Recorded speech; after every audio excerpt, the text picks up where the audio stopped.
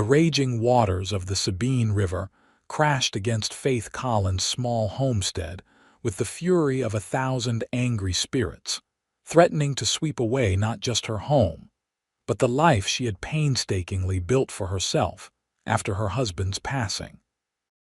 She clung desperately to the trunk of an old oak tree, her knuckles white and her honey-blonde hair plastered to her face as she watched the cruel waters rise inch by inch, consuming everything she owned. Faith had known hardship before she was no stranger to the brutal realities of life in the West, but nothing had prepared her for the merciless flood that spring of 1875. The past winter had been unusually harsh, dumping unprecedented amounts of snow in the mountains. When the warm spring rains came early, melting the snow faster than anyone had anticipated, the result was catastrophic. From her precarious perch, Faith watched helplessly as the rising waters engulfed her small cabin. The vegetable garden she had tended so carefully was already gone, and the chicken coop had been one of the first casualties. The piercing cries of her livestock had fallen silent hours ago, and Faith couldn't bear to think about what that meant. "Please, Lord," she whispered, her voice barely audible above the roar of the floodwaters. "I don't know how much more I can take." She had been widowed just 18 months prior when Thomas Collins had been thrown from his horse during a cattle drive. At 26, Faith had been left to fend for herself on their modest homestead outside Desdemona, Texas.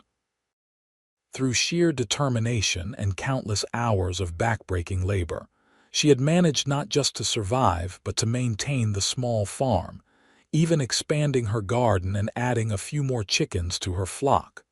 Now, it was all gone.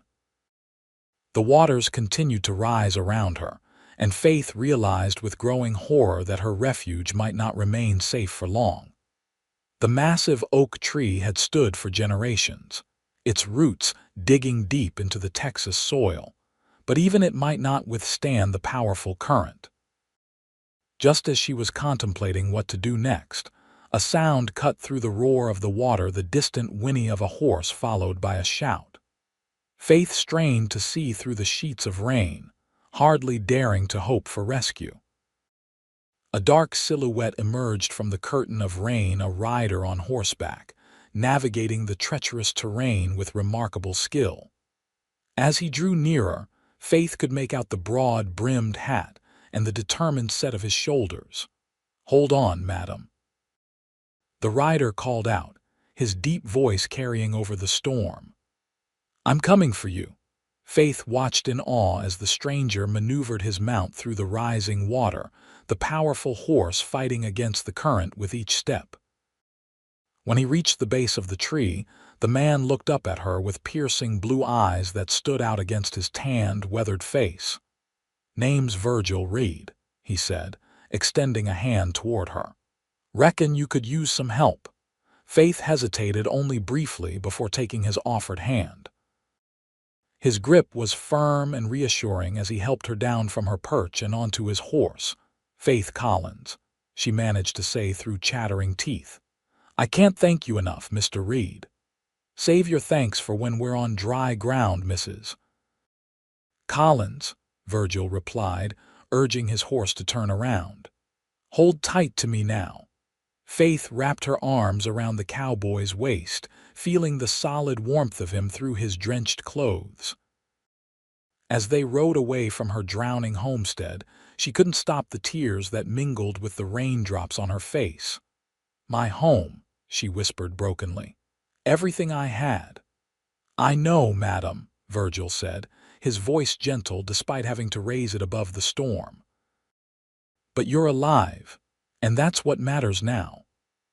They rode in silence after that, Virgil focusing on guiding his horse through the treacherous landscape while Faith clung to him, trying to process the magnitude of her loss. She had no idea where they were going, but anywhere was better than the flooded ruins of her life. After what seemed like hours, the terrain began to rise, and the floodwaters gradually receded. They were heading toward higher ground. Faith realized toward the rolling hills that marked the western edge of Desdemona. Finally, they approached a modest cabin nestled among a stand of pine trees. "It ain't much," Virgil said as he helped her dismount, "but it's dry and safe. You can stay here until we figure out what's next." Faith's legs nearly buckled beneath her as she touched solid ground. The reality of her situation hit her all at once. She was homeless, penniless, and at the mercy of a stranger's kindness. "I can't impose on you, Mr. Reed," she protested weakly, even as she allowed him to guide her toward the cabin.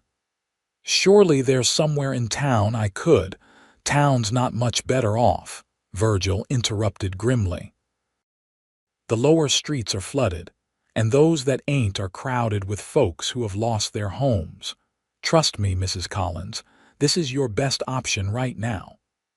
Too exhausted to argue further, Faith nodded and followed him into the cabin. It was sparsely furnished but clean and, most importantly, dry. A small fire crackled in the stone hearth, casting a warm, golden light throughout the single room. "I need to see to my horse," Virgil said, hanging his dripping hat on a peg by the door. "There are some dry clothes in that trunk, my sister's things. She stays here sometimes. They might be a bit large on you, but they're clean and dry. Get changed before you catch your death." Before Faith could thank him, he was gone, closing the door firmly behind him. Left alone, she stood dripping on the wooden floor, overwhelmed by the events of the day. Slowly, mechanically, she moved toward the trunk Virgil had indicated and opened it to find neatly folded women's clothing inside. She selected a simple cotton dress and undergarments, grateful for the chance to shed her sodden clothes. Once changed, she used a small towel to dry her hair as best she could, then moved to the fire to warm herself.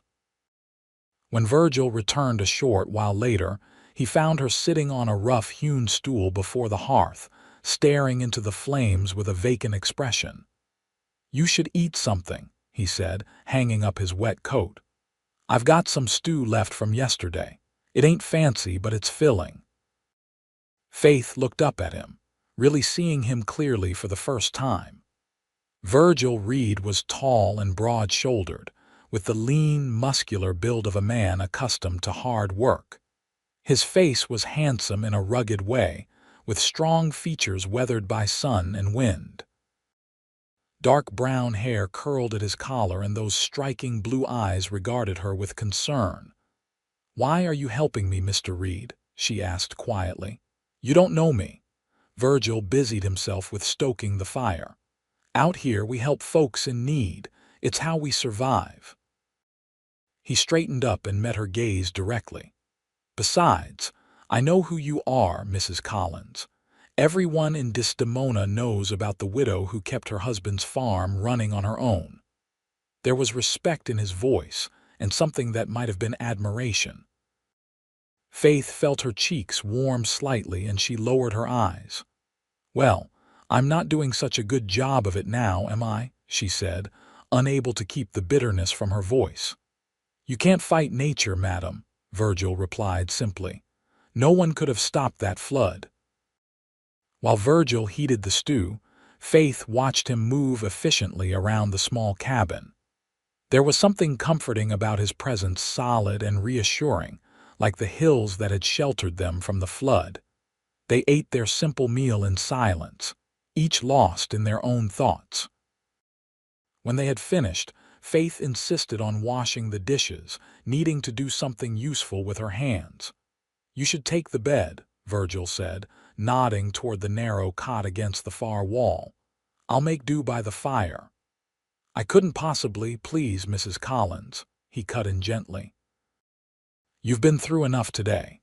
Get some rest." Too exhausted to argue, Faith thanked him and retreated to the bed.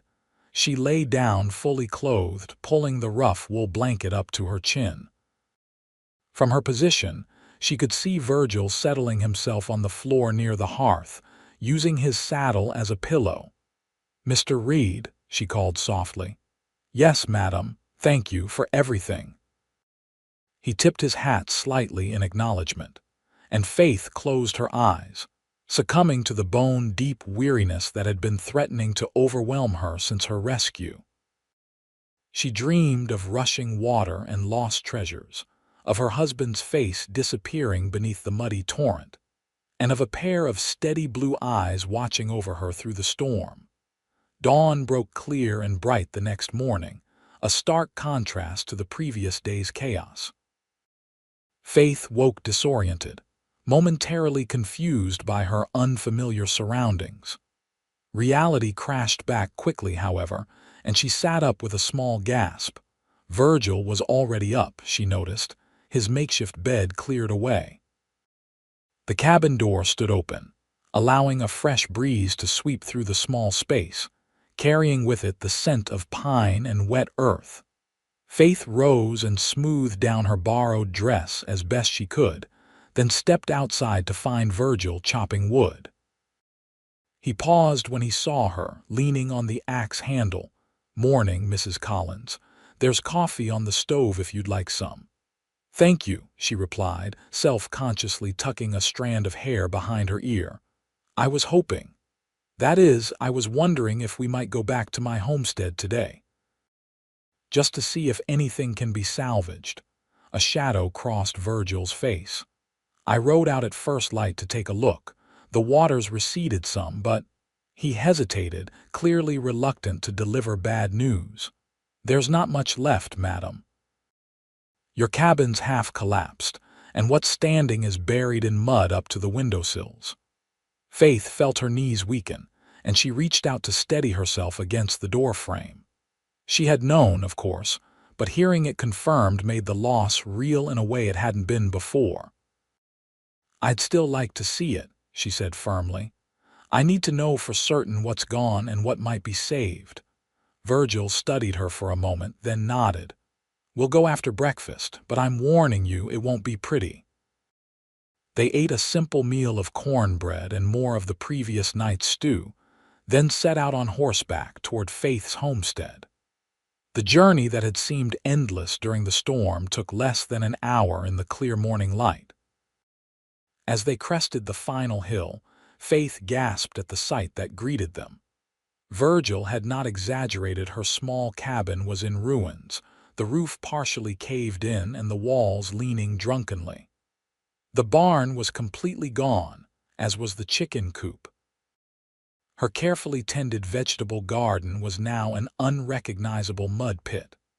"Oh," she breathed, the single syllable laden with grief. Virgil remained silent, allowing her to absorb the reality of her loss. After a moment, Faith straightened her shoulders and nudged her borrowed horse forward. "Let's get closer," she said. "I want to see if anything can be salvaged." They picked their way carefully through the debris-strewn yard. Up close, the destruction was even more devastating. The floodwaters had carried away or destroyed almost everything Faith owned. She dismounted and waded through the ankle-deep mud to what remained of her cabin. Virgil followed, watching her with concern. "Be careful, Mrs. Collins. That structure's not stable." Faith nodded absently, her attention fixed on the interior of the cabin. Most of her furniture was ruined, covered in a thick layer of silt and debris. She moved cautiously through the wreckage, searching for anything that might be salvageable. In what had been her bedroom, Faith knelt beside a small wooden chest partially buried in mud. With trembling hands, she dug it out and tried to open it. The lock was jammed with silt, but Virgil appeared at her side with a small knife, which he used to pry it open. Inside, somewhat protected from the worst of the flooding, were a few precious items. A daguerreotype of her parents, her mother's silver hairbrush, a small leather-bound Bible, and a folded piece of paper that contained a lock of her husband's hair. "Thank God," Faith whispered, clutching these treasures to her chest. "At least I have these." They continued to search through the ruins, but there was little else worth salvaging. Faith's clothing was either gone or ruined beyond repair. Her cooking utensils were scattered across the property, many bent or broken. The tools she had used to work the land had vanished entirely. By midday, they had gathered what little could be saved the items from the wooden chest, a few metal pots, a cast iron skillet, and, miraculously, an undamaged quilt that had somehow been thrown into the upper branches of a tree. "What will I do now?" Faith asked, more to herself than to Virgil as they prepared to leave. "I have no home, no means to earn a living." Virgil was silent for a long moment, his expression thoughtful as he gazed over the ruined homestead. Finally, he turned to her. "This land is still yours, Mrs. Collins," he said. "And it's good land, despite what's happened here. You could rebuild." Faith laughed bitterly. "With what? I have no money, no materials, and no one to help me." She shook her head. "No, Mr. Reed, I think my time here is finished. Perhaps I should return to my parents in Missouri, though God knows how I'll afford the journey." "Or," Virgil said slowly, "you could stay, at least until you decide what you want to do." Faith looked at him in surprise. "Stay where? In Desdemona with me," Virgil clarified. "In my cabin, I mean, at least until you get back on your feet." He must have seen the alarm in her expression because he quickly added, "It would be proper.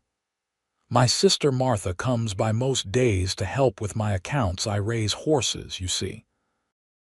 And there's a small storage room that could be made into a bedroom for you." Faith was speechless for a moment. The offer was incredibly generous, but accepting it would put her in a difficult position. A single woman living with an unmarried man, even with his sister's frequent presence, would invite gossip at best and scandal at worst. "I appreciate your kindness, Mr. Reed, truly I do," she began carefully, "but I couldn't impose on you like that. Besides, what would people say?" "People will always talk," Virgil replied with a dismissive wave of his hand. "But anyone who knows me knows I'm just trying to help a neighbor in need." He paused, then added more softly, "Please consider it, Mrs. Collins, at least for a few days until you can make other arrangements." Faith looked around at the ruins of her home once more. What choice did she really have? She had nowhere else to go, and no means to get there even if she did. "Very well," she said finally, "but only until I can find a more suitable arrangement. And I insist on working for my keep, cooking, cleaning, whatever needs doing." Virgil nodded, a small smile playing at the corners of his mouth. "Fair enough. Now let's get these things loaded up and head back before it gets dark." As they rode away from the devastated homestead, Faith couldn't help looking back one last time. Her life there had been hard but rewarding, and there was a finality in this departure that weighed heavily on her heart. "You know," Virgil said thoughtfully as they rode, "that land of yours sits pretty low, always has. But there's a rise about a quarter-mile west that never floods, even in the worst weather. Good spot for a cabin if you were of a mind to rebuild." Faith considered his words, allowing herself to imagine, just for a moment, the possibility of starting over. It seemed impossible now, but perhaps someday. "That's kind of you to mention, Mr. Reed," she replied, "but I think rebuilding is a dream for another time." Virgil said nothing more, but Faith caught the determined set of his jaw as they rode on toward his cabin, and the uncertain future that awaited her there. The next few days passed in a blur of activity as Faith adjusted to her new temporary living situation. True to his word, Virgil cleared out the small storage room adjoining the main cabin, moving his supplies to a lean-to behind the house to make space for her. It was a tiny room, barely large enough for a narrow cot and a small trunk for her few salvaged possessions, but it was clean and dry, and it offered her a measure of privacy. Virgil's sister, Martha Reed, appeared on the second day. A tall, no-nonsense woman of about 30 with the same striking blue eyes as her brother. Her initial reaction to finding Faith installed in her brother's home was one of surprise, followed quickly by sympathy when she heard the full story of the flood. "Well, you certainly can't go back there," Martha declared after Virgil explained Faith's situation. "And Virgil was right to offer you a place to stay. Though I imagine the good people of Desdemona are already wagging their tongues. That's why I was hoping you might stay here more often, Marty," Virgil said, using what was clearly a childhood nickname based on the scowl it produced on Martha's face. "Just until Mrs. Collins can sort out her next steps." Martha rolled her eyes at her brother but agreed readily enough. "I suppose I could bring my mending here instead of doing it at home," she conceded. "And I do need to help you with those horse breeding records. You've made a mess of them again, I expect." Virgil's horse breeding operation, Faith soon learned, was more substantial than she had initially assumed. He had a reputation throughout Texas, and even into neighboring states, for raising some of the finest quarter horses in the region. His current stock included 10 brood mares, 3 stallions, and various colts and fillies at different stages of training. "It started as a hobby," he explained somewhat sheepishly when Faith expressed admiration for the operation. "My pa was a cattle man through and through, but I always had a way with horses. When he passed 5 years back, I sold off most of the cattle and expanded the horse breeding instead." "It suits you," Faith observed, watching the gentle way he handled a spirited 2-year-old colt. "They trust you." Virgil ducked his head at the compliment, a faint color rising in his tanned cheeks. "Horses are straightforward creatures. Treat them right, they treat you right. Simpler than people that way." Faith found herself settling into a routine at the Reed Ranch. She took over most of the cooking and cleaning, grateful to have useful work to occupy her hands and mind. Virgil was an easy man to cook for, appreciative of even the simplest meals and always quick to thank her for her efforts. Martha came by most days, sometimes staying for several hours as she helped her brother organize his breeding records and correspondence with potential buyers. Her presence made Faith feel less self-conscious about living under Virgil's roof, though she couldn't help noticing the knowing looks Martha sometimes cast between her and Virgil when she thought neither of them was watching. One evening, about a week after the flood, Faith was sitting on the small porch of the cabin, watching the sunset paint the western sky in shades of gold and crimson. Virgil joined her, settling into a second chair with a quiet sigh. "Long day?" Faith asked, noting the weary set of his shoulders. "Had to chase down that fool yearling again, the bay with the white socks," he replied. "He keeps finding ways to escape the north pasture. I swear he's part mountain goat, the way he climbs." Faith smiled, having heard about this particular horse's antics before. "Perhaps he's just restless." "Looking for adventure. Or looking to drive me to an early grave," Virgil grumbled good-naturedly. They sat in comfortable silence for a few minutes, watching as the first stars began to appear in the deepening blue of the eastern sky. "I've been thinking," Virgil said finally, his tone casual though Faith sensed an undercurrent of tension, "about your land." Faith felt a pang at the mention of her ruined homestead. "What about it?" "Well, as I mentioned before, that rise to the west of your property would make a fine building site, high enough to stay dry even in the worst floods." He paused, then continued more hesitantly. "I was wondering if you'd given any more thought to rebuilding." Faith sighed, shaking her head. "It's a lovely thought, Mr. Reed, but as I said before, I have no means to rebuild. No money, no materials I could help," Virgil interrupted. "I've built before this cabin, the barn, the stables. I'm no master carpenter, but I know my way around a hammer and saw." Faith turned to look at him, surprised by the offer. "That's incredibly generous, but I couldn't possibly accept. You've done so much already." "It wouldn't be charity," Virgil said quickly. "More of a business arrangement." "What sort of business arrangement?" Faith asked. Her curiosity piqued despite her reservations. Virgil shifted in his seat, suddenly seeming uncomfortable. "Well, I've been wanting to expand my horse breeding operation. Your land would be perfect for a new pasture and perhaps a secondary stable. If you were amenable, we could work out a deal. I build you a new cabin on that rise, and in exchange, I get to use part of your land for my horses." Faith considered the proposal, turning it over in her mind. It was a generous offer, more than fair given her circumstances. And yet, "Why would you do this, Mr. Reed?" she asked softly. "You barely know me." Virgil was silent for a long moment, his gaze fixed on the distant horizon. When he finally spoke, his voice was quiet but steady. "I know enough, Mrs. Collins. I know you're a woman of remarkable strength and courage. I know how hard you worked to keep your husband's farm going after his passing.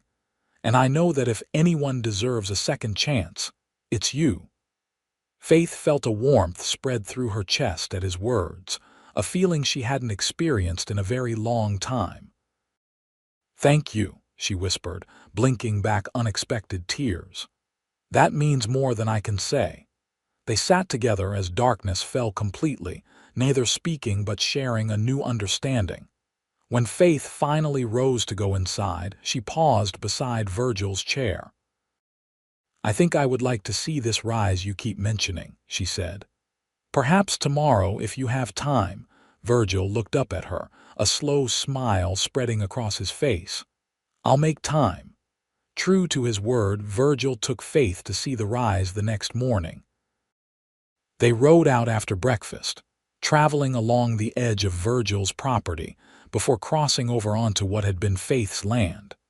The destruction wrought by the flood was still evident everywhere they looked: uprooted trees, debris caught in branches, the mud-caked ruins of Faith's cabin. But as they continued westward, the land began to rise gradually until they reached a gentle slope that crested in a flat, open area.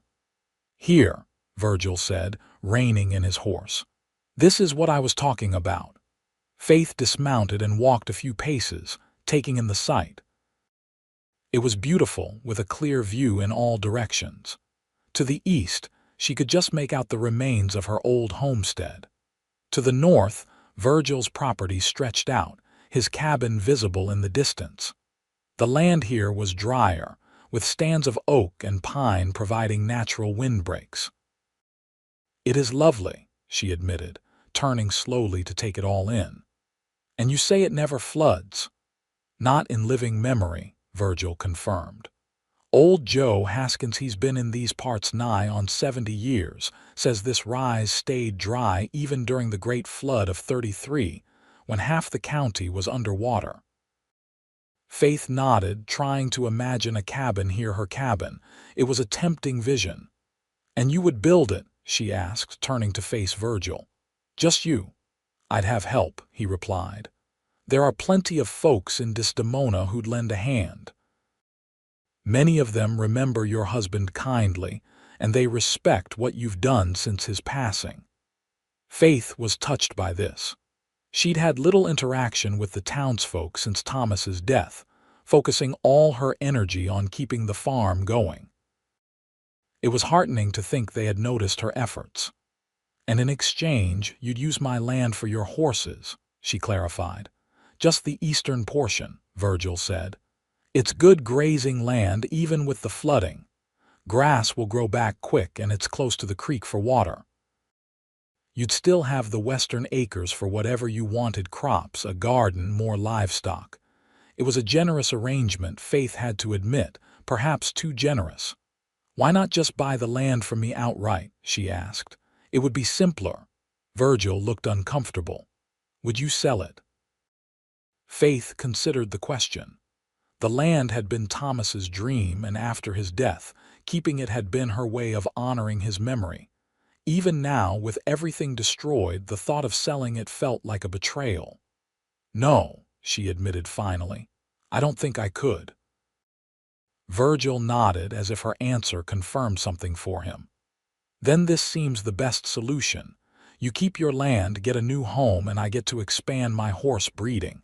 Everyone benefits." Put that way, it did sound reasonable. Still, Faith hesitated. "I would want to contribute more than just the use of my land," she said firmly. "I can work. I'm not afraid of hard labor. I could help with the horses, perhaps, or with keeping your records in order. Martha mentioned you were falling behind." A smile tugged at the corner of Virgil's mouth. "Martha talks too much," he said, but there was fondness in his tone. "But yes, if you're interested in helping with the horses, I wouldn't turn down an extra pair of hands. Some of the mares are due to foal soon, and it's always good to have someone else around during foaling season." "Then we have a deal, Mr. Reed," Faith said, extending her hand to him. Virgil took her hand in his grip firm but gentle. "Virgil," he said, "if we're to be neighbors and business partners, you might as well call me by my given name." Faith smiled, feeling a flutter of something unfamiliar in her chest. "Virgil," she repeated, "and you must call me Faith." Their hands remained clasped perhaps a moment longer than was strictly necessary before they both let go, a slight awkwardness falling between them. "Well," Virgil said, clearing his throat, "if we're going to build you a cabin, we should start planning. The spring rains aren't done yet, but if we can get the foundation laid and the frame up before the next heavy downpour, we'll be in good shape." They spent the next hour walking the site, with Virgil pointing out where the cabin might best be positioned to take advantage of the natural features of the land. Faith found herself caught up in his enthusiasm, beginning to believe that this wild plan might actually work. When they returned to Virgil's cabin that afternoon, they found Martha waiting for them, a concerned expression on her face. "Where have you two been?" she demanded as they dismounted. "I've been waiting for hours." "We rode out to Faith's land," Virgil explained, using Faith's given name naturally, which earned a raised eyebrow from his sister. "I showed her the rise where we're going to build her new cabin." Martha's eyebrows climbed even higher. Since when are you a builder, brother dear?" As Virgil outlined the plan, Martha's expression shifted from skepticism to thoughtful consideration. "It could work," she admitted finally, "and it would certainly address the issue of propriety more quickly than waiting for Faith to find other arrangements." Faith felt her cheeks warm at the implication.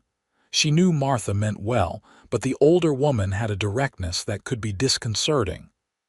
"I think it's a fine plan," Martha continued, warming to the idea, "and I'll help however I can. I'm handy with a needle. I could make curtains and quilts for the new place." "That would be lovely," Faith said sincerely. "I don't know how to thank you both for your kindness." "No need for thanks," Martha replied briskly. "That's how we do things out here. Now, who's hungry?" "I brought a chicken pie that needs eating." Over dinner, they discussed the plans for the cabin in more detail. Virgil sketched a rough layout on a piece of paper: a main room with a stone fireplace, a small bedroom, and a lean-to kitchen that could be expanded later if needed. "It won't be fancy," he cautioned, "but it will be solid and warm, and we can add to it over time." Faith studied the sketch, imagining herself living in this new home. It would be different from the cabin she had shared with Thomas, smaller at first, but designed with the possibility of growth. "A fresh start. It's perfect," she said, and meant it.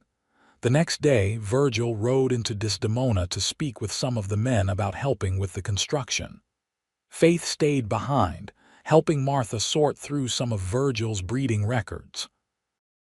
"He's hopeless with paperwork," Martha confided as they organized stacks of documents on the kitchen table. Brilliant with horses, but ask him to keep track of a simple bloodline and suddenly he's all thumbs. Faith smiled, already familiar with Virgil's preference for practical work over desk tasks. It's good that he has you to help him. Martha gave her a sidelong look. And now he has you as well, it seems. Faith busied herself with straightening a pile of papers, unsure how to respond. I'm just grateful for his help, she said finally. I don't know what I would have done otherwise. Martha hummed noncommittally. After a moment of silence, she spoke again, her tone more serious. My brother is a good man, Faith, the best I know, but he's been alone too long. Faith looked up, surprised by the change in conversation. What do you mean? Martha sighed, setting down the ledger she had been examining. Our mother died when we were young. Pa raised us as best he could, but he was a hard man, not given to showing affection. Virgil took after him in some ways, keeping his feelings close, focusing on work rather than people. When Pa died, Virgil just threw himself even more into the horse breeding, barely taking time to socialize. That doesn't sound so unusual for a man running a business on his own, Faith observed. Perhaps not, Martha conceded. But there's more to life than work, don't you think? He's 32 years old and has never even courted a woman properly, as far as I know. Too busy, he always says, or not interested. She fixed Faith with a meaningful look. Until now. Faith felt her cheeks flush. I don't know what you're implying, Martha, but Virgil and I have a business arrangement, nothing more. Martha's expression softened. I'm not implying anything, dear, just making an observation. I haven't seen my brother this animated in years. Whatever the nature of your arrangement, it seems to be good for him. She paused, then added gently, and perhaps for you as well. Before Faith could formulate a response, the sound of hoofbeats announced Virgil's return. The conversation shifted back to business matters, but Martha's words lingered in Faith's mind. Virgil returned with good news. Several men from town had agreed to help with the construction, including the local carpenter, a man named Harold Finch who had built half the structures in Desdemona. He says we can start as early as next week, if the weather holds, Virgil reported excitedly. And the sawmills agreed to extend credit for the lumber. I'll stand as guarantor until you're back on your feet. That's very generous of them, Faith said, touched by the community's willingness to help. And of you, Virgil. He waved away her thanks. Just good business. Harold's wife buys one of my horses last year, and the sawmill owner's been after me to sell him that black stallion for months. Martha snorted. Listen to him, making it sound like pure calculation when it's plain Christian charity. She turned to Faith. Don't let him fool you. He talked half the town into helping just by telling your story. People respect a woman who works as hard as you did after losing her husband. Faith was surprised by this. She had always viewed herself as somewhat of an outsider in Desdemona, keeping to herself and focusing on her farm. The idea that the townsfolk had noticed and respected her efforts was unexpected but gratifying. Well, whatever the reason, I'm grateful, she said. And I'll work alongside everyone. I may not know much about building, but I can learn. No one doubts that, Virgil said with a smile. Now, Harold suggested we start by clearing the site and laying the foundation. We'll need to haul stones from the creek bed for that. The next few days were a flurry of activity as they prepared for the construction to begin. Virgil and Faith rode out to the building site each morning to clear brush, mark boundaries, and plan the exact placement of the cabin. It was hard physical work, but Faith welcomed it, finding satisfaction in the tangible progress they made each day.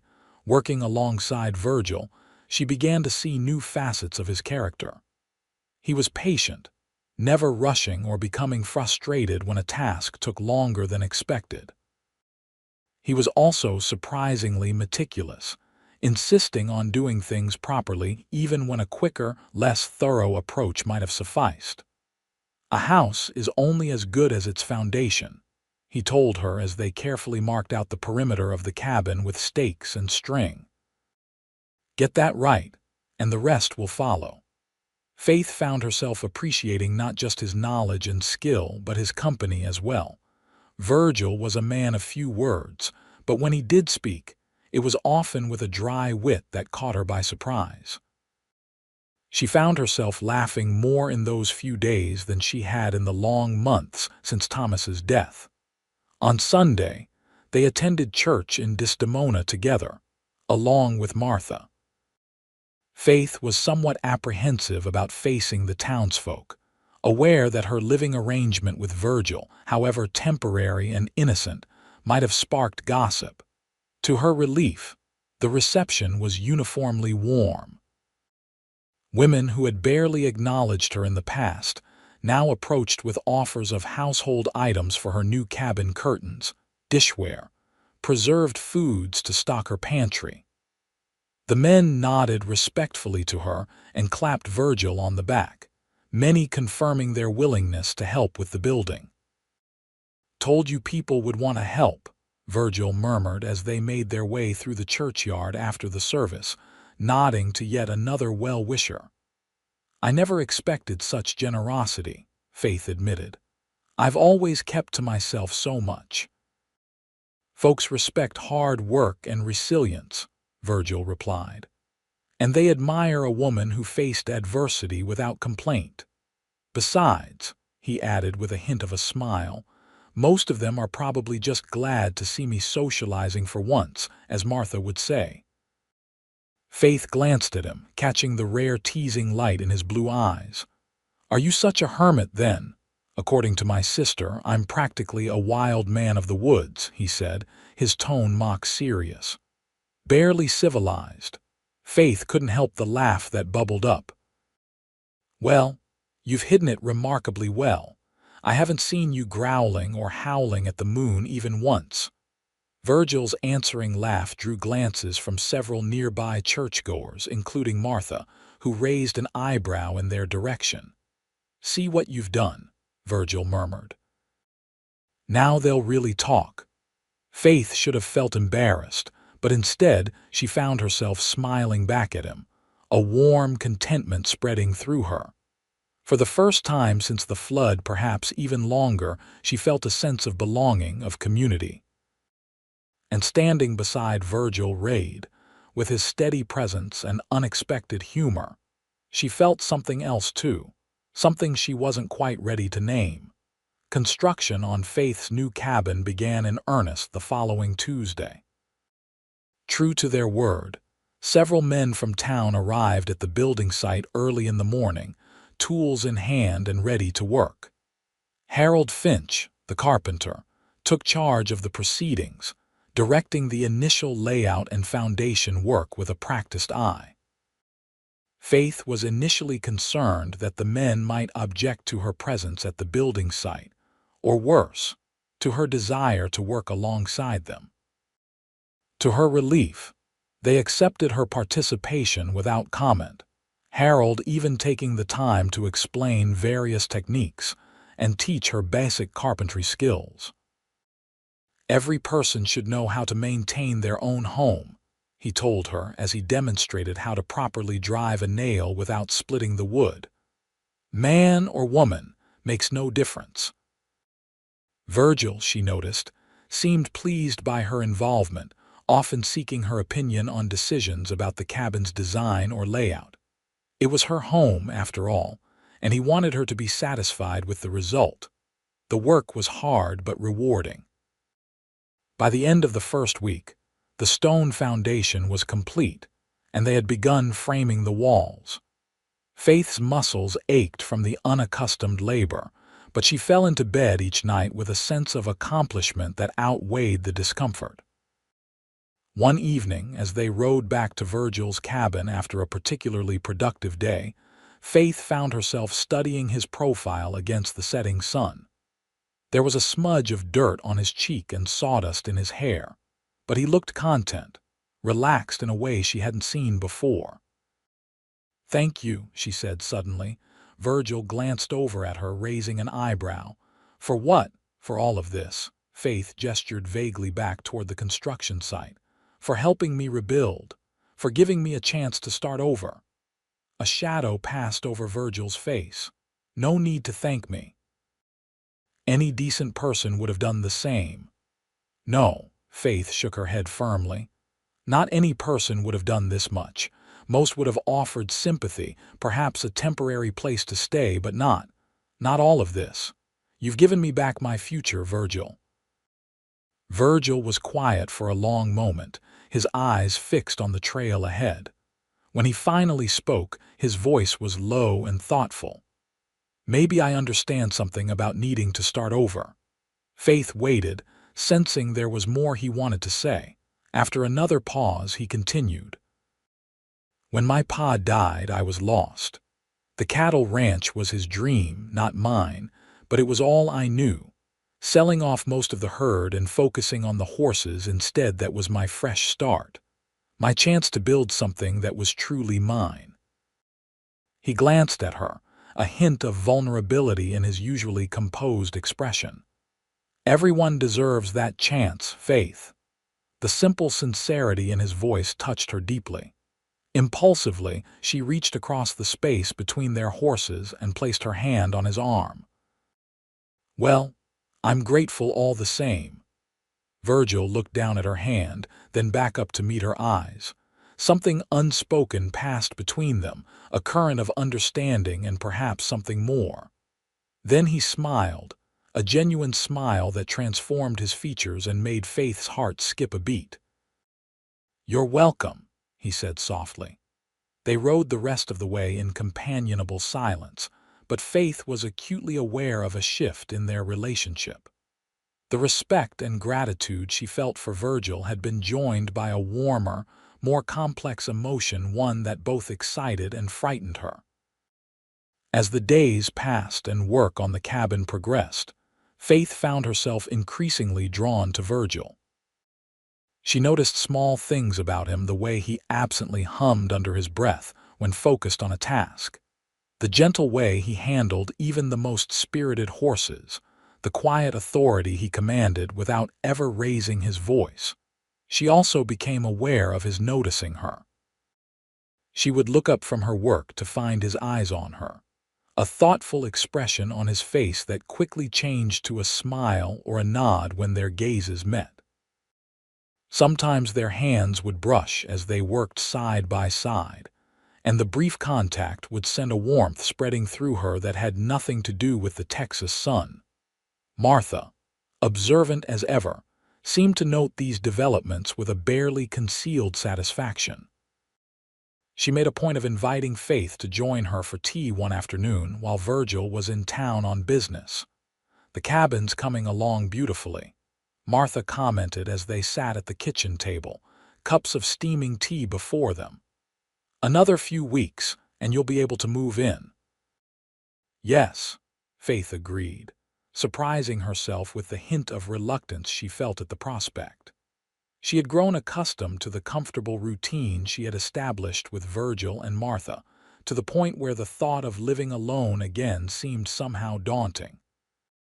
"You'll be close enough to visit often, of course," Martha continued, watching Faith's face carefully. "And I imagine Virgil will find all sorts of reasons to ride over and check on you." Faith felt her cheeks warm. "He's been very kind." "Kind," Martha repeated with a small smile. "Yes, my brother is certainly that. But his interest in you goes beyond mere kindness, Faith. Surely you've noticed." Faith's blush deepened. "Martha, I don't think—" "Oh, don't worry," Martha interrupted gently. "I'm not trying to embarrass you or push you into anything. I just thought it might help to know that what you're feeling isn't one-sided." Faith stared down at her tea, unsure how to respond. Was it that obvious, then, this attraction she felt toward Virgil? And was Martha right? Did he truly feel the same? "It's too soon," she said finally, her voice barely above a whisper. "Thomas has been gone less than 2 years, and I wasn't looking for this. Martha reached across the table to cover Faith's hand with her own. The heart doesn't always consult our plans or our sense of proper timing, she said kindly. And grieving doesn't mean you stop living, Faith. Thomas wouldn't have wanted that for you. Faith knew Martha was right. Thomas had been a loving husband who had always wanted her happiness above all else. If he could see her now, he would likely encourage her to open her heart to the possibility of new love. But it wasn't just her lingering sense of loyalty to Thomas that gave her pause. There was also fear of being vulnerable again, of loving someone and potentially losing them. The pain of Thomas's death had nearly broken her. Could she risk facing such grief again? I'm not saying you need to make any decisions now, Martha said, seeming to sense Faith's internal struggle. Just be honest with yourself about what you're feeling. And know that my brother, for all his strengths, can be remarkably dense when it comes to matters of the heart. If you do come to care for him, you might need to be the one to make the first move. Faith looked up, startled. Surely not, Martha laughed. You don't know Virgil as I do. He'd rather face a stampeding herd than admit to having feelings for a woman. He's probably telling himself that his interest in you is purely neighborly, even as he finds excuses to be near you every waking moment. The thought was both amusing and oddly comforting. Faith had assumed Virgil's natural reserve meant he was more experienced and composed in matters of the heart than she was. The idea that he might be just as uncertain, just as hesitant, made her own feelings seem less overwhelming. Thank you, Martha, she said sincerely. For the tea and for everything else. Martha squeezed her hand once more before letting go. That's what family is for, dear. Family. The word resonated with Faith, reminding her of all she had lost, not just Thomas, but the possibility of the family they had hoped to build together. Could she find that again with Virgil? Was that even what he wanted? These questions lingered in her mind as she continued to work alongside Virgil in the following days. She found herself watching him more closely, looking for signs of the feelings Martha had suggested. Sometimes, she thought she saw them in the way his eyes softened when they rested on her, in his eagerness to show her new aspects of his horse breeding operation, in the care he took to ensure her new cabin would be comfortable and suited to her needs. But he made no declarations, no obvious overtures, and Faith, despite Martha's advice, found herself equally hesitant to reveal her growing feelings. The turning point came unexpectedly, nearly 3 weeks after construction on the cabin had begun. The walls were up, the roof was on, and they were working on the interior, installing the stone fireplace that would be the heart of the small home. Faith was arranging stones in the fireplace base while Virgil mixed mortar nearby. They were alone for once. The men from town had other commitments that day, and Martha was visiting a friend in Desdemona. "Hand me that flat stone, would you?" Faith asked, pointing to a suitable piece near Virgil's feet. As he passed it to her, their fingers brushed, and Faith felt the now familiar warmth spread through her at the contact. But this time, instead of quickly withdrawing his hand, Virgil let his fingers linger against hers for a moment longer than necessary. Faith looked up, meeting his gaze. There was an intensity in his blue eyes that made her breath catch. "Faith," he began, his voice low and a touch uncertain, "I've been meaning to ask you something." Her heart hammered in her chest. "Yes." Before Virgil could continue, a shout from outside interrupted them. "Hello, anyone home?" The moment broken, Virgil stepped back, a flash of frustration crossing his face before he composed himself. "In here," he called. A moment later, Harold Finch appeared in the doorway, followed by his son Jacob. "Thought we'd stop by on our way back from the Jenkins place," Harold explained. "See if you needed any help with that fireplace." "That's kind of you," Faith said, fighting to keep the disappointment from her voice. We're just getting started, actually. The rest of the day passed in productive work, but the interrupted moment between Faith and Virgil wasn't recaptured. He seemed more reserved than usual, focusing intently on the task at hand and speaking only when necessary. As they prepared to leave at day's end, Faith found herself lingering, hoping Virgil might return to whatever he had been about to say earlier. But he was already loading tools into the wagon, his movements brisk and efficient. "Ready to head back?" he asked, not quite meeting her eyes. Faith nodded, resigning herself to the missed opportunity. "Yes, I'm ready." The ride back to Virgil's cabin was quieter than usual, a slight tension hanging in the air between them. Faith searched for something to say that might ease the awkwardness, but before she could find the right words, Virgil broke the silence. "I've been thinking," he said, his tone carefully neutral. "The cabin will be habitable by the end of next week, most likely. Not finished completely, there will still be details to attend to, but you could move in if you wanted." "Oh," Faith said, surprised by the abrupt introduction of the topic. That's wonderful news," Virgil nodded, his eyes fixed on the trail ahead. "I thought you'd be pleased. I know you must be eager to have your own space again." Was that hurt she detected in his voice? Faith studied his profile, trying to decipher his mood. "I've been very comfortable in your home, Virgil," she said carefully. "You and Martha have made me feel welcome." "Good," he replied, his tone softening slightly. "That's good. But still, your own home will be better. Independence is important." Faith wasn't sure how to respond. Did he want her to leave? Had she misinterpreted his feelings, or was this his way of maintaining a proper distance between them? Before she could formulate a reply, Virgil continued, his words coming more rapidly now. "Of course, I'll still be around to help with anything you need. And the arrangement regarding the pasture island for my horses stands. We'll be neighbors after all. Good neighbors." "Yes," Faith agreed quietly. "Good neighbors." They lapsed into silence again, and Faith felt a heaviness in her chest. Perhaps Martha had been wrong about Virgil's feelings. Or perhaps he had reconsidered, decided that involvement with her would complicate his life unnecessarily. That night, after a subdued dinner during which Martha cast curious glances between them, Faith retired early to her small room. She lay awake for hours, replaying the day's events in her mind and wondering what might have been if they hadn't been interrupted. Just before dawn, she was awakened by the sound of rain, not the gentle patter of a spring shower, but the heavy drumming of a downpour.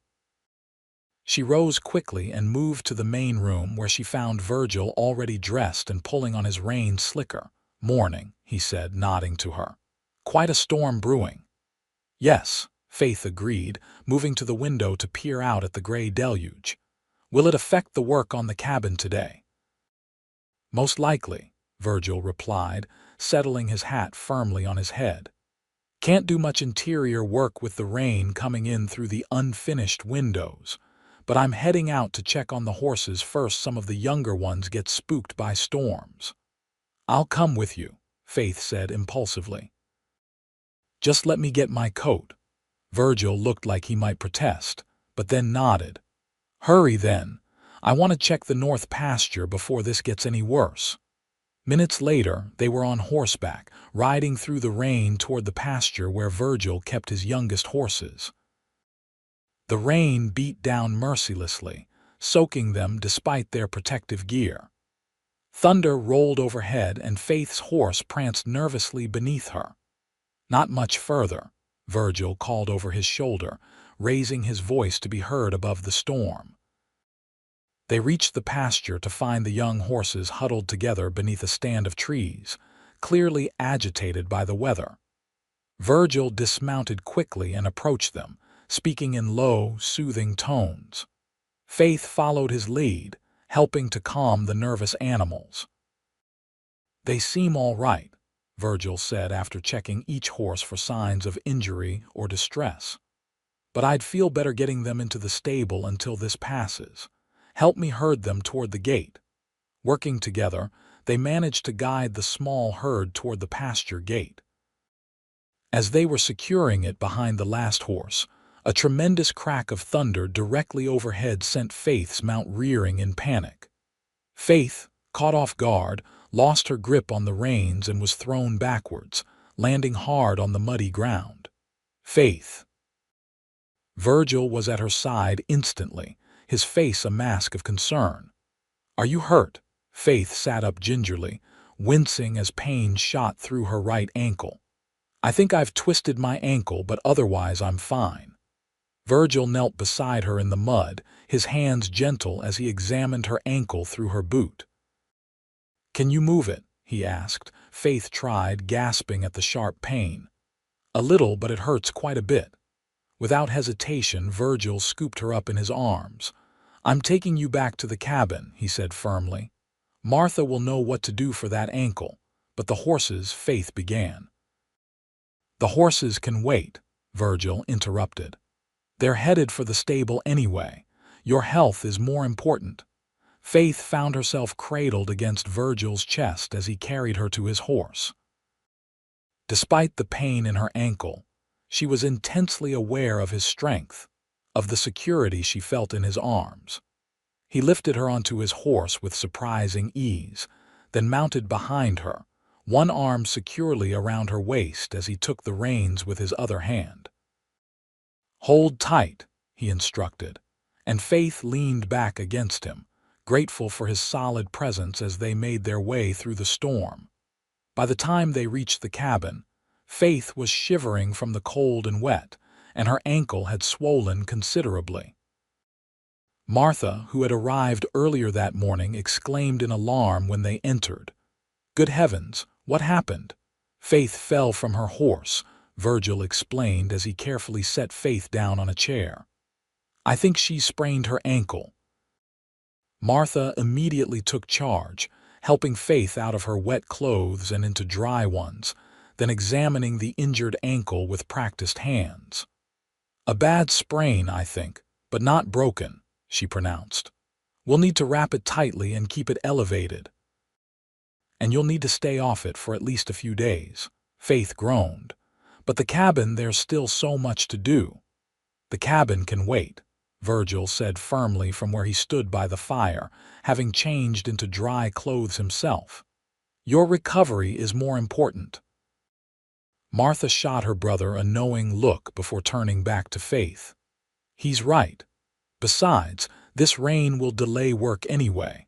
Now, let me find some bandages for that ankle." While Martha rummaged through a trunk for medical supplies, Virgil approached Faith, crouching beside her chair so they were at eye level. "You gave me quite a scare," he said quietly, "when I saw you fall."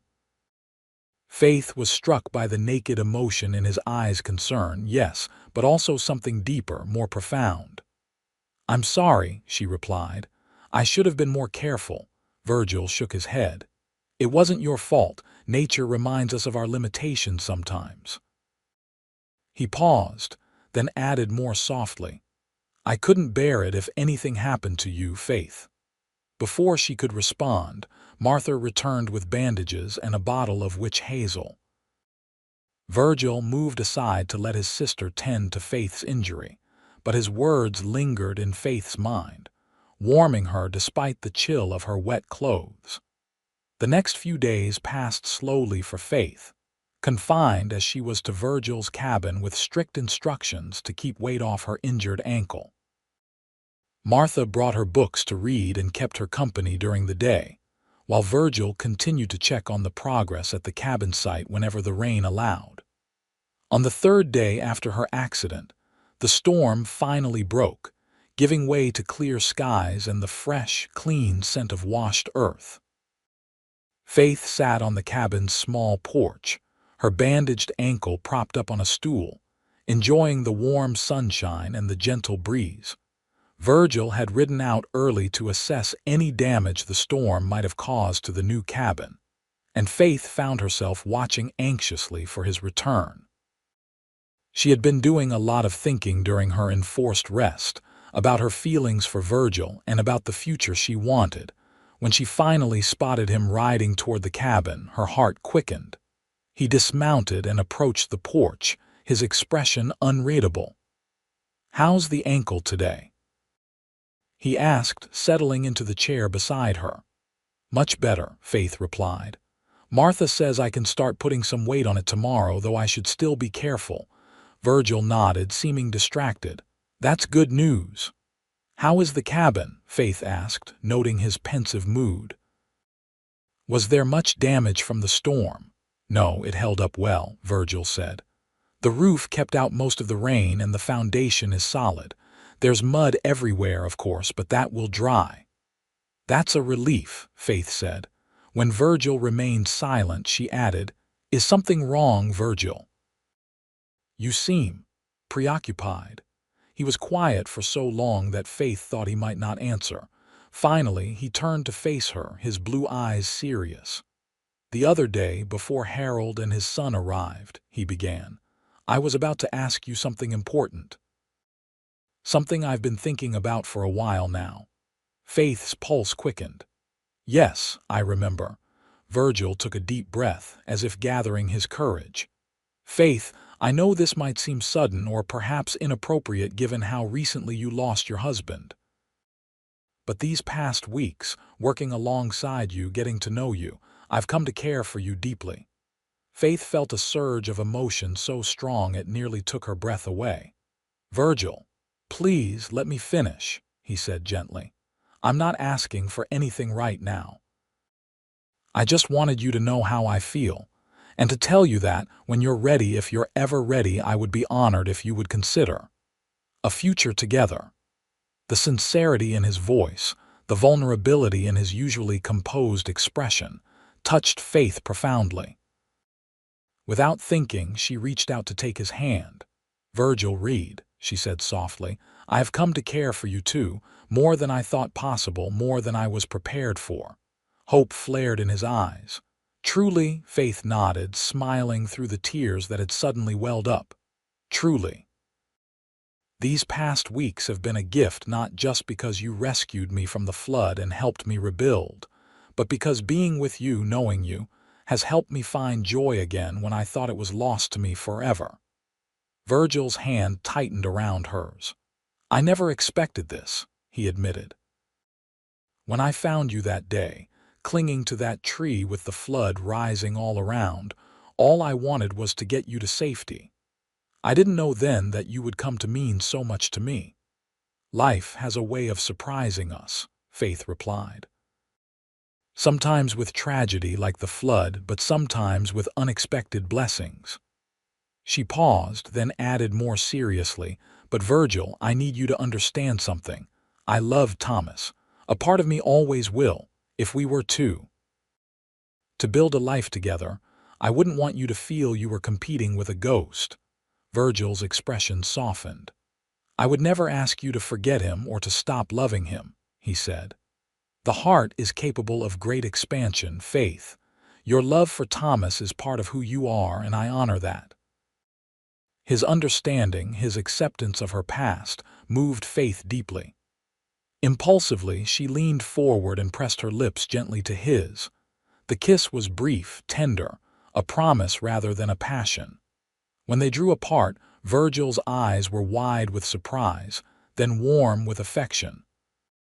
"I've been wanting to do that for a while now," Faith confessed, a blush coloring her cheeks. Virgil smiled, the slow, genuine smile that transformed his usually serious countenance.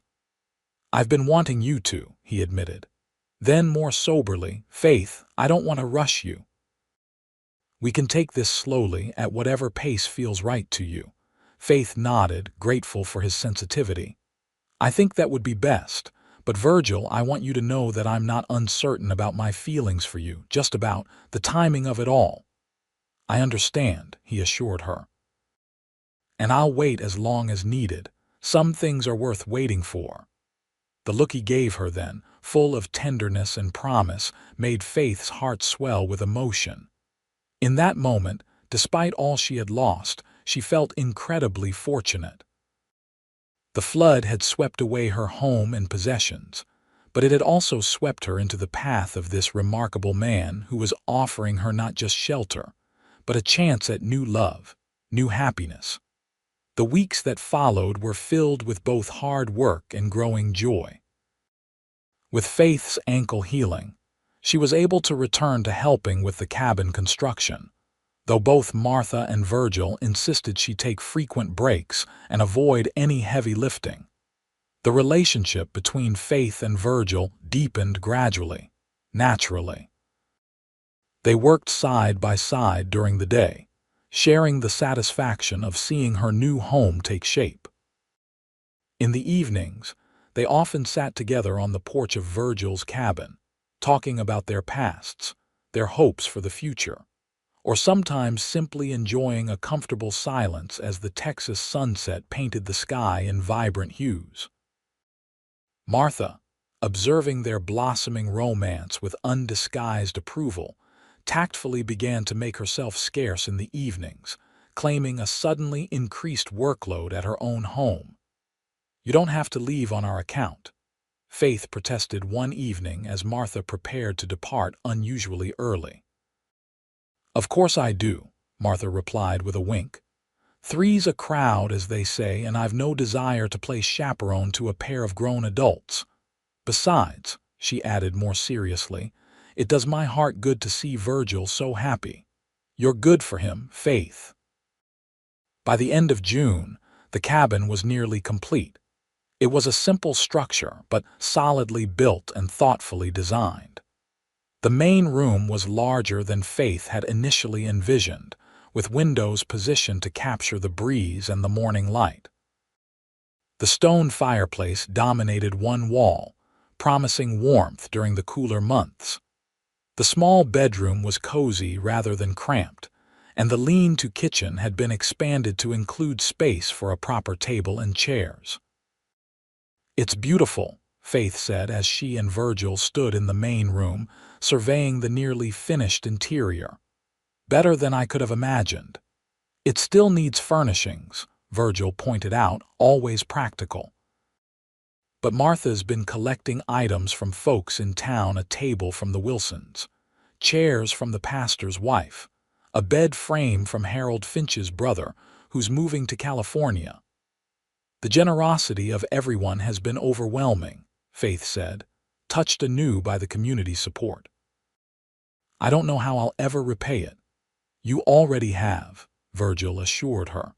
"By being the kind of person others want to help, by working alongside everyone instead of just accepting charity, by showing such courage in the face of adversity." Faith felt her cheeks warm at his praise. "You give me too much credit." "Not enough, if anything," Virgil replied with a smile. He hesitated, then added, "There's something I've been meaning to ask you." Faith's heart skipped a beat at his serious tone. "Yes, this cabin," Virgil began, gesturing around them, "it's built for one person. Comfortable for one, but it could be cramped for more." Faith wasn't sure where he was going with this. "I suppose so, though it seems quite spacious to me after losing everything." Virgil nodded, seeming to choose his words carefully. "What I'm trying to say, perhaps not very well, is that I've been thinking about the future. Our future, if you're willing to consider it." Faith's pulse quickened. "I am," she said softly. Encouraged, Virgil continued, "Then I wonder if we might discuss the possibility of expanding this cabin at some point, or perhaps building something new on the boundary between your land and mine. A home that would be ours." The implication was clear, and Faith felt a surge of emotion, joy, anticipation, a touch of lingering apprehension. "Virgil, are you asking?" He stepped closer, taking her hands in his. "I'm asking if you might consider becoming my wife, Faith Collins. Not right away if you're not ready, but someday. I love you and I want to build a life with you." Tears welled in Faith's eyes, happy tears that blurred her vision as she looked up at him. "Yes," she whispered. "Yes, Virgil, I would be honored to become your wife, and I don't need more time. These past months have shown me everything I need to know about you, about us." Virgil's face broke into a smile of such pure joy that Faith's breath caught. He lifted her hands to his lips, kissing them reverently. "You've made me the happiest man in Texas," he said, his voice thick with emotion. "And you've given me back something I thought I had lost forever," Faith replied. "Hope, a future, love." Their kiss was tender at first, then deepening with the promise of all they would share in the years to come. When they finally pulled apart, both were breathing quickly, their faces flushed with emotion and desire. "When?" Virgil asked simply. Faith considered the question. "Soon," she decided. "Perhaps once the cabin is fully finished." "It would be a fitting closure to this chapter before we begin the next." Virgil nodded, his eyes never leaving hers. "2 weeks, then, if that suits you." 2 weeks, Faith agreed, her heart full to bursting with happiness. Word of their engagement spread quickly through Desdemona, met with widespread approval and congratulations. Martha was ecstatic, immediately throwing herself into planning a celebration worthy of the occasion. "Nothing too elaborate," Faith insisted when Martha began talking of inviting half the county. "Something simple with just our closest friends." "Simple but special," Martha agreed, already making lists of preparations. "You deserve a beautiful wedding day, Faith, even if it's not a grand affair." The final days before the wedding passed in a whirlwind of activity. The cabin was completed, furnished with a combination of new items, donations from townspeople, and a few pieces Virgil had crafted himself, including a beautiful rocking chair for the porch. "For quiet evenings," he explained when he presented it to Faith. "And perhaps, someday, for rocking a child to sleep." The idea of children, of building a family with Virgil, filled Faith with a deep, contented joy. It was something she had wanted with Thomas, but had been denied by his untimely death. Now, life was offering her another chance at that dream. On the morning of their wedding day, a Saturday in early July, with summer in full bloom across the Texas landscape, Faith stood in her new cabin, Martha helping her dress in a simple but elegant gown of pale blue. "Blue for fidelity and tranquility," Martha explained as she fastened the tiny buttons down the back. "And it matches Virgil's eyes, which I suspect is part of why you chose it." Faith smiled, not denying the observation. "Is it terribly obvious how much I love him?" "Only to anyone with eyes," Martha teased, giving Faith's shoulders a gentle squeeze. "But it's a beautiful thing to see, especially for those of us who have watched Virgil close himself off for so long." The ceremony was held on the rise near Faith's new cabin, under a clear blue sky with a gentle breeze stirring the wildflowers that dotted the surrounding grassland. Pastor Mitchell officiated, his words simple but profound as he spoke of love's power to heal and renew, to transform loss into hope. Virgil, standing tall and handsome in his best suit, his usually unruly hair tamed for the occasion, looked at Faith with such adoration that she felt herself glowing with happiness.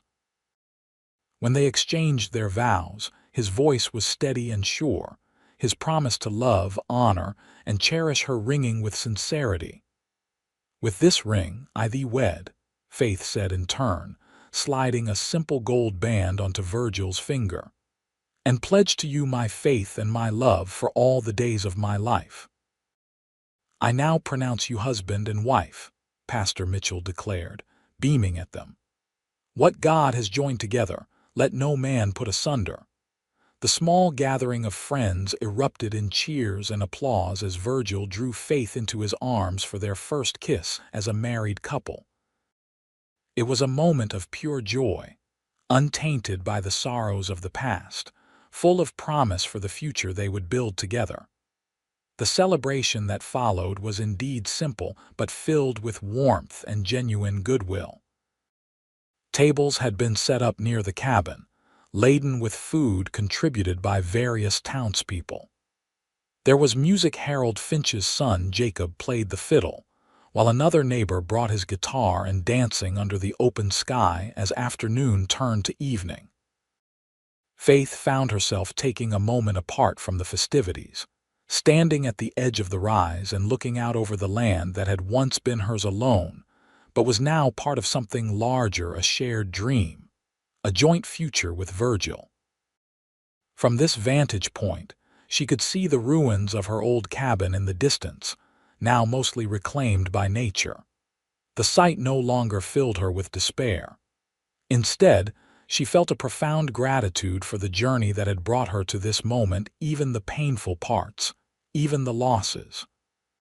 She sensed Virgil's approach before she saw him, recognizing his footsteps and then feeling the warmth of his presence beside her. "Happy, Mrs. Reed?" he asked softly, slipping an arm around her waist. Faith leaned into him, savoring the solid strength of him, the rightness of being at his side. "More than I can express," she replied honestly, "though it still feels strange to have a new name." "It suits you," Virgil said, "but what matters most is that we're together now, whatever names we use." Faith turned to face him, placing her hands on his chest and looking up into those remarkable blue eyes that had first captured her attention on that terrible day of the flood. "You believe in fate, Virgil?" she asked. "Or divine intervention, perhaps?" "Sometimes I wonder if the flood, for all its destruction, was meant to bring us together." Virgil considered the question seriously, as was his way. "I don't know if I believe in predestination," he said finally.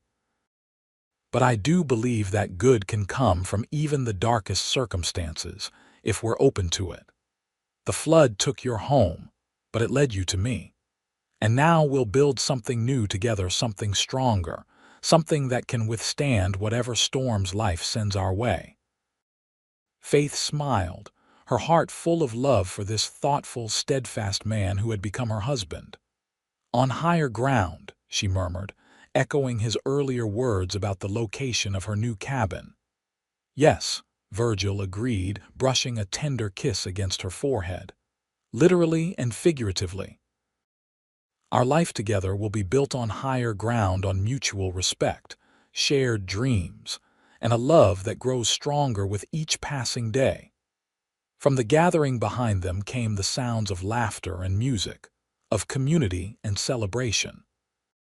Soon they would return to their guests, to the dancing and feasting that would continue until the stars emerged in the Texas sky.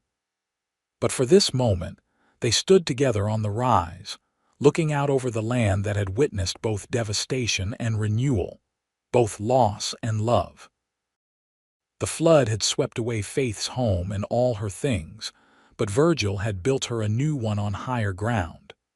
And in doing so, he had helped her build a new life, a life filled with promise, with purpose, and with a love as vast and enduring as the Texas horizon stretching out before them. As the sun began its descent, painting the landscape in gold and amber, Faith and Virgil turned back toward their wedding celebration, hand in hand, ready to begin the journey that would carry them forward together through all the seasons of their lives. In the years that followed, their love only deepened as they built their life together. True to Virgil's suggestion, they eventually constructed a larger home on the boundary between their properties, symbolically uniting their lands as they had united their lives. Virgil's horse breeding operation flourished, with Faith taking an active role in the business, discovering a natural affinity for the animals and a shrewd mind for the commercial aspects of breeding and selling. Together, they expanded the operation to become one of the most respected in the state, known for quality stock and fair dealing. The following spring brought their first child, a son they named Thomas Virgil Reed, honoring both the past and the present. 2 years later, a daughter joined their family, Lillian Martha Reed, followed by another son, Samuel James Reed, 3 years after that, their home became known throughout the county for its warmth and hospitality. The devastating flood that had once threatened to destroy Faith's life had instead set her on a path to greater happiness than she could have imagined. With Virgil by her side, she had not only rebuilt her home on higher ground but had elevated her entire existence to new heights of love, purpose, and joy. And sometimes, on quiet evenings as they sat together on their porch watching the Texas sunset, Faith would take Virgil's hand and whisper a simple thank you for the man who had rescued her from more than just floodwaters, who had saved her from despair, and showed her that even after the most devastating losses, new love and new life were possible, especially when built on higher ground.